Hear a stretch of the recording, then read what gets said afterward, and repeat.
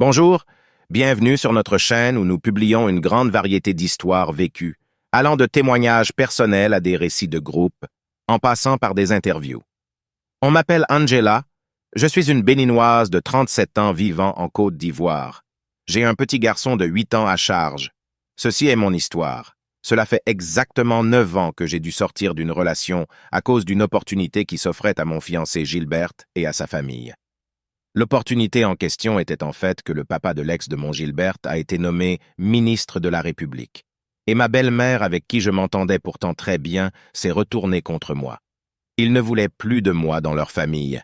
L'ex de mon fiancé est devenue fille de ministre. Moi, je ne compte plus. J'ai eu très mal au point de vouloir me suicider. J'en voulais à ma belle-mère et à toute leur famille, mais mes parents ont su m'épauler et m'ont rehaussé le moral. Après avoir regagné mon appartement que j'avais quitté pour rester avec mes parents, Gilberte m'appela un jour et a voulu récupérer ses affaires qui étaient encore chez moi. À son arrivée, je n'ai pas pu m'empêcher d'essayer de discuter de nous avec lui. Il ne disait rien et s'était mis à me tripoter. J'ai été très clair avec lui. Ce n'est pas du tout du sexe qui me manquait, mais c'est cette relation dont j'avais du mal à accepter l'échec.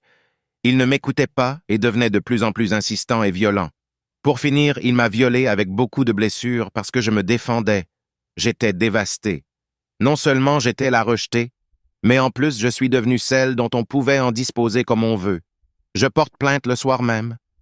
Le lendemain, Gilbert porte plainte pour dénonciation calomnieuse et raconte que c'est moi qui ai voulu coucher avec lui et qu'il a refusé.